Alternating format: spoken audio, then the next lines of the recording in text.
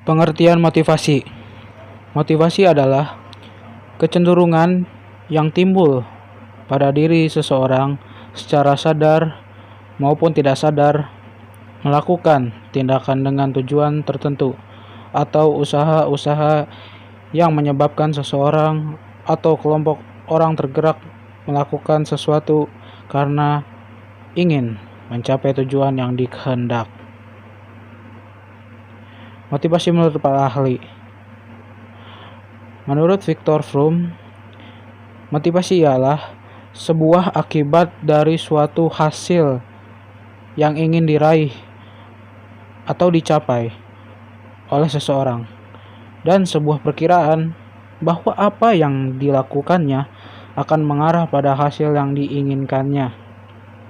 Seperti halnya seorang sangat hebat dalam berenang. Karena dia hebat dalam berenang, dia menyadari bahwa bakatnya itu bisa membuatnya menjadi seorang perenang profesional. Maka apa yang harus dilakukan? Maka dia latihan dengan giat dan rutin agar impian atau tujuannya dapat tercapai, yaitu menjadi perenang profesional. Menurut George Robert Terry, motivasi ialah sebuah keinginan yang ada pada diri seseorang yang merangsangnya untuk melakukan berbagai tindakan. Seperti halnya ketika kita sudah lulus SMA dan kita ingin masuk ke perguruan tinggi negeri, tetapi perguruan tinggi negeri tersebut untuk masuk dalam perguruan tinggi negeri itu ada ujiannya, ujian seleksi. Maka apa yang harus kita lakukan? Maka kita mempersiapkan diri kita untuk belajar dengan fokus dan serius agar ketika kita sedang mengerjakan ujian seleksi masuk perguruan tinggi negeri, kita bisa menjawab pertanyaan yang ada pada soal tersebut dan bisa masuk pada jalur ujian seleksi tersebut, dan bisa kita masuk ke perguruan tinggi negeri. Hadari Nawawi mendefinisikan motivasi yaitu seseorang melakukan sesuatu perbuatan atau kegiatan yang berlangsung secara sadar. Jadi, seperti ketika seseorang yang melakukan olahraga. Dia melakukan olahraga itu karena dia sadar bahwa dengan berolahraga dia bisa menjadi sehat.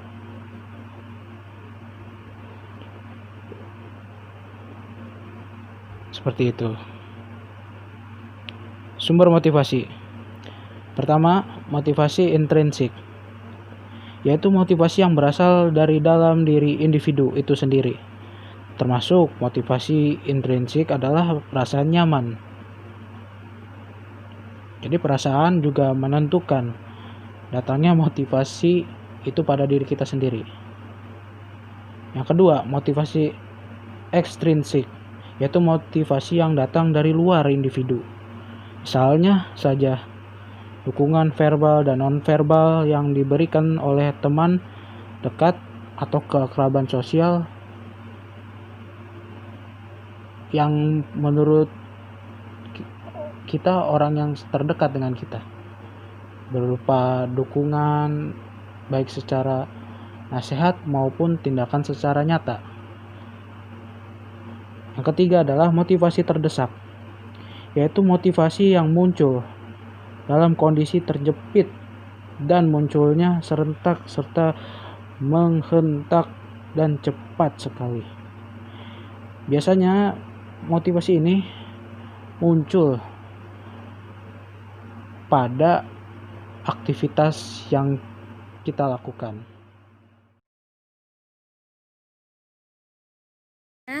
Saya akan menjelaskan tentang teori motivasi.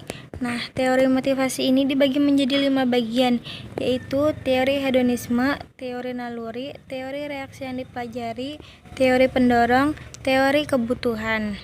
Nah, teori hedonisme, hedone dalam bahasa Yunani adalah kesukaan, kekuatan, atau kenikmatan.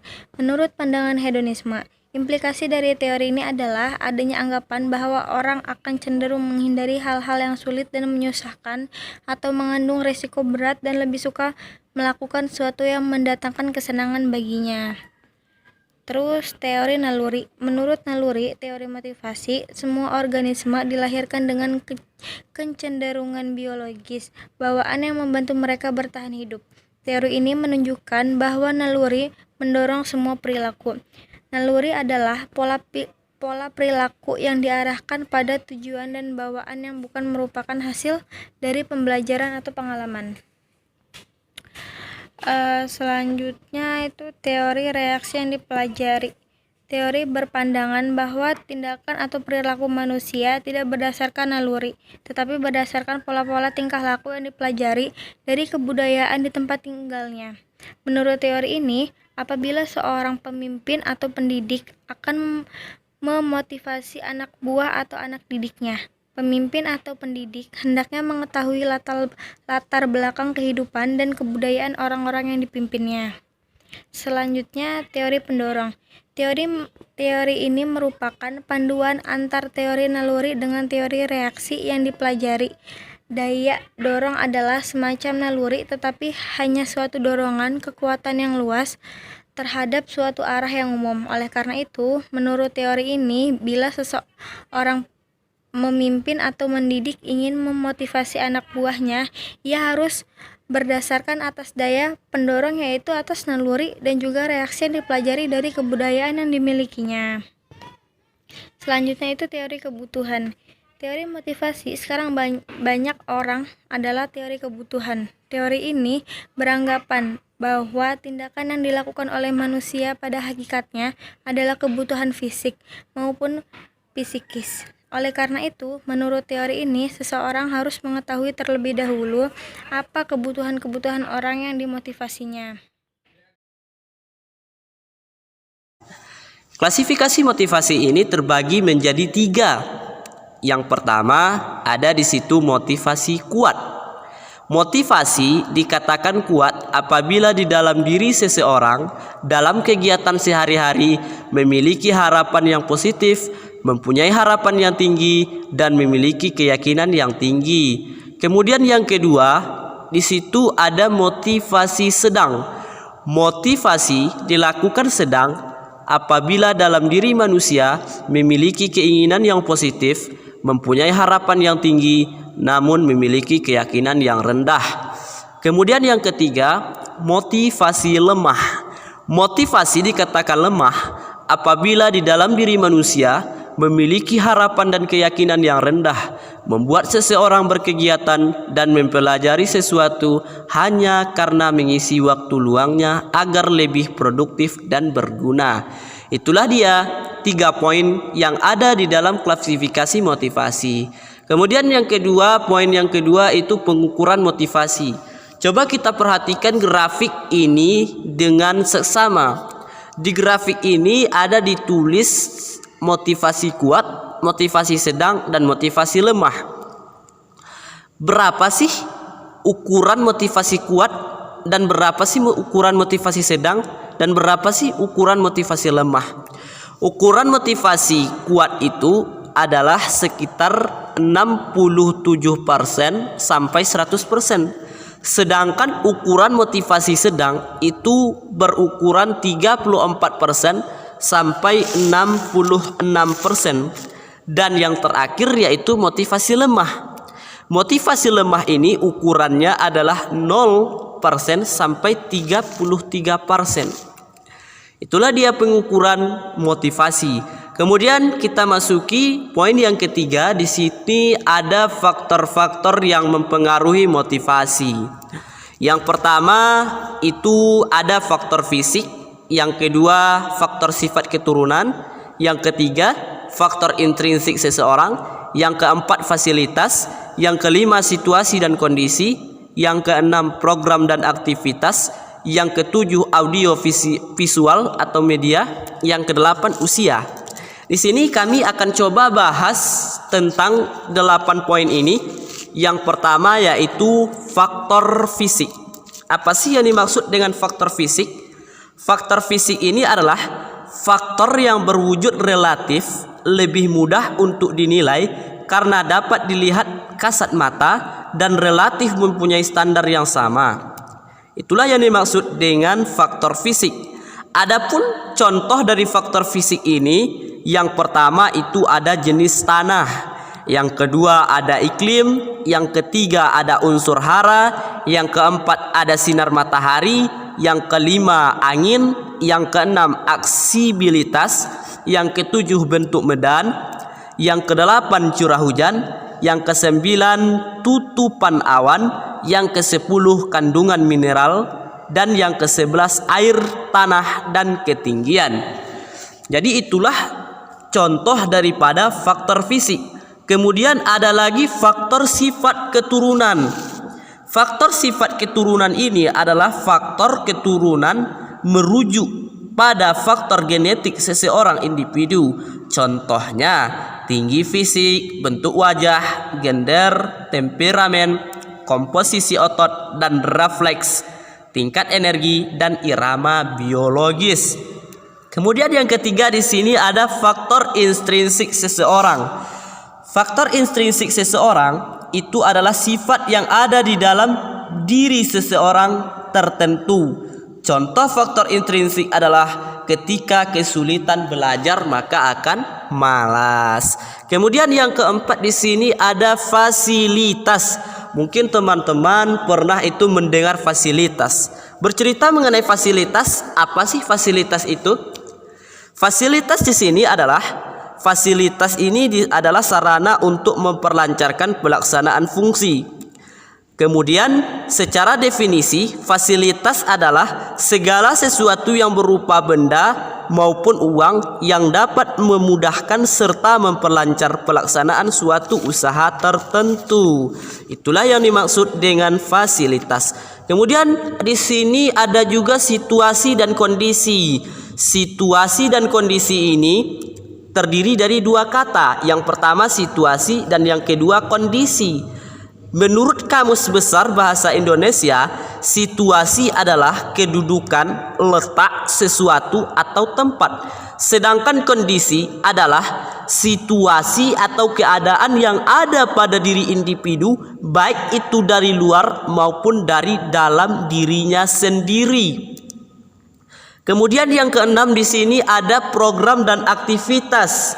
Program dan aktivitas ini juga terdiri dari dua kata. Yang pertama di sini ada program dan ada aktivitas. Di sini kita bahas yang pertama program. Apa sih program itu?